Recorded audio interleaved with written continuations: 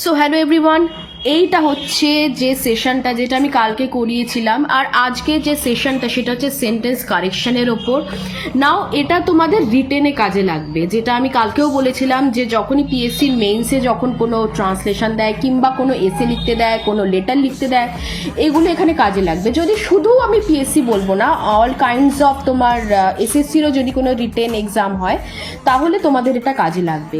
The next one is sentence correction, যেটা তোমার all the মানে প্রিলিতে যেগুলো কাজে লাগে, ঠিক আছে, প্রিলি যেগুলো বেস্ট হয় সেগুলোতে এগুলো কাজে লাগবে, ঠিক আছে। সেটা পিএসসি হোক, সেটা এসএসসি হোক, সেটা অন্য অল কাইন্ডস অফ যেখানে ইংলিশটা খুব ইম্পর্টেন্ট, সেই সব এক্সামে এটা কাজে লাগবে।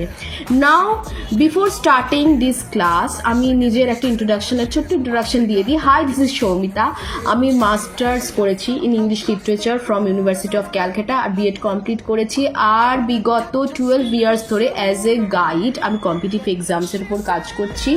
আমি শুধুমাত্র কিন্তু ইংলিশের ক্লাস করাই না, আমি জিআইজিকে ম্যাথসের ক্লাস করাই। তো তোমরা যারা আমার কাছে টিউশনি নিতে ইচ্ছুক, আমি এই ভিডিওতে আমার ফোন নাম্বার দিয়ে রাখবো, আমার ইমেল আইডি দিয়ে রাখবো। Make sure you can contact me any time you want. আর যদি অন্য কোনো রিলেটেড কোয়ারি থাকে প্লিজ আমাকে কন্ট্যাক্ট করতে ভুলো না। তো আর বেশি বকবক করবো না। আজকের যে সেন্টেন্স কারেকশনের আমি জাস্ট 4টে নিয়ে বসেছি। তো ফার্স্ট যেটা সেটা হচ্ছে you must avail the 10 o'clock train. এটা যদি আমি আক্ষরিক অর্থ যদি বলি বাংলাতে, তো সেটা আমাকে বলা হবে যে তোমাকে কিন্তু 10 o'clock-এর যে ট্রেনটা, 10টার সময় যে ট্রেনটা, সেটা অবভিয়াসলি ধরতে হবে। তো আমি একটা কথা বলে রাখি, এই যে অ্যাভেল যে ভার্বটা, ওকে, আর যারা যদি আমি একটা হোমওয়ার্ক দিই, জানি না তোমরা করবে কি না, অ্যাভেলের, হ্যাঁ, যদি আমি অ্যাডভার্ব লিখতে দিই সেটা কি হবে সেটা প্লিজ আমাকে কমেন্ট সেকশনে অবশ্যই জানাবে। আর আরেকটা সেটা হচ্ছে যে অ্যাভেল কখনো নিজে কোনো কাজ করতে পারে না, ঠিক আছে, তার একটা সবসময় একটা কম্প্যানিয়ন দরকার। তো অ্যাভেলের কম্প্যানিয়ন হিসাবে কে কাজ করে? অফ কাজ করে। ওকে, তো এটা যেটা আমরা শিখলাম যে ওর সবসময় একটা কম্প্যানিয়ন দরকার হয়, একটা পার্টনারের দরকার হয়, তো সে হচ্ছে অফ। তো যখনই ধরো সেন্টেন্সে লিখে দেবে, মানে এরকম অনেকটা কি বলো তো চালাকি কখন করে বলো তো, আমি বললাম না, সেই বিভিন্ন টাইপের প্রিপোজিশন দেবে আর লাস্টে দেবে হচ্ছে নো কারেকশন রিকোয়ার্ড। তো ওখানে কিন্তু নো কারেকশন রিকোয়ার্ড হবে না, অফ হবে। Now the next sentence is he fought tooth and tongue before giving up to the enemy. তো এটার আক্ষরিক অর্থ প্রথমে বুঝিয়ে দিই, সেটা হচ্ছে শত্রুর কাছে পরাজিত, মানে নিজের বলে না যে আমি গিভ আপ করার আগে, আচ্ছা গিভিং আপটা কি ফ্রেজাল ভাব, তাই তো, গিভ আপ মানে হচ্ছে আমি তোমার কাছে মানে কি বলবো, মানে সারেন্ডার করলাম। ওকে, তো এইটার মানে হচ্ছে যে ও সবভাবে চেষ্টা করলো শত্রুর কাছে হার মানবার আগে। নাও এটায় যেটা ভুল আছে সেটা হচ্ছে টুথ অ্যান্ড টাং কখনো হয় না। টুথ অ্যান্ড টাং বলে কোনো ইডিয়ামসই নেই। ওকে, হয় হচ্ছে tooth and nail. Tooth and নেইলের মানে হচ্ছে যে অ্যাকচুয়ালি এগুলোর অনেক তোমার বিভিন্ন অ্যানশিয়েন্ট ইউজ থাকে।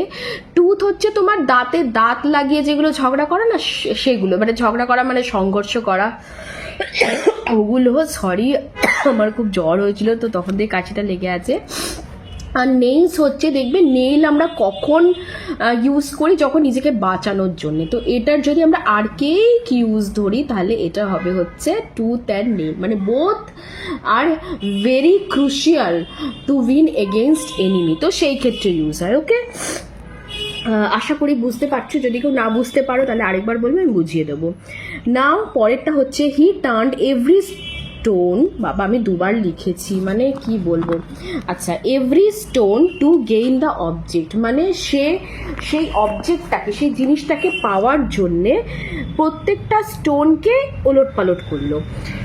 এইটা যদি আমি মানে আক্ষরিক কথাটা বুঝিয়ে দিয়েছি, কিন্তু একটা কথা বলি, হ্যাঁ, এইটার যেটা জিনিস সেইটা কিন্তু কখনো এইভাবে ইউজ হয় না। এটা কি হয় জানো তো, হি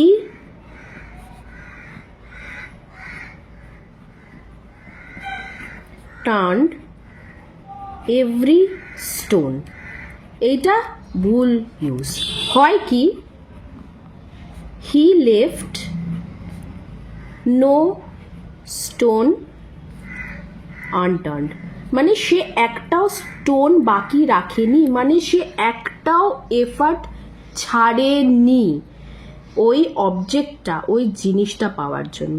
ওকে, তো এই হি টার্ন এভরি স্টোন, এই ইউসেজটা একদমই ভুল। পরেরটা হবে, মানে পরেরটা মানে এটা রেকটিফাইড রূপ হবে, he left no stone unturned. Okay, আচ্ছা, fourth and the last one is we tried hearts and souls to fulfill our dream. যারা না আমার মতন একেবারে পুরো তাড়াহুড়ো করো, তারা এটাকে ভুল করবেই করবে, ঠিক আছে? তো আমি চাইবো আমার মতন ভুল একদমই করো না, একেবারে সোজা সাপটা করে বলে দিই, we tried hearts and souls, এখানে এসটা হবে না। ওকে, এখানে এসটা হয় না। এসটা কেন হয় না সেটা হচ্ছে heart and soul itself deny যে তুমি সবকিছু দিয়ে, তোমার সবকিছু দিয়ে স্বপ্নটা পূরণ করতে পেরেছো। কিছু কিছু ক্ষেত্রে ইডিয়ামস আমাদের এমনভাবে ইংলিশ লিটারেচারে সেট করা থাকে যেটাতে তুমি কখনো সেটাকে চেঞ্জ করতে পারো না, সেটা চেঞ্জ করলে সেটা অন্য কিছু টার্মস দাঁড়ায়, ঠিক আছে?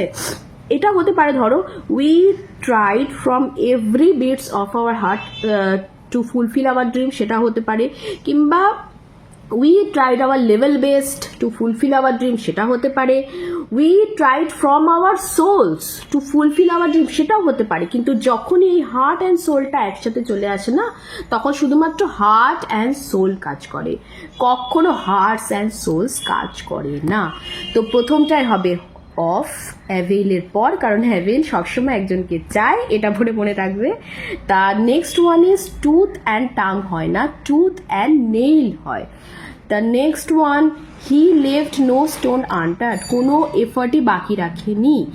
আর হার্টস অ্যান্ড সোলস যখনই একসাথে ইউজ হয় তখন হার্ট অ্যান্ড সোল হিসাবে ইউজ হয়, নট হার্টস অ্যান্ড সোলস।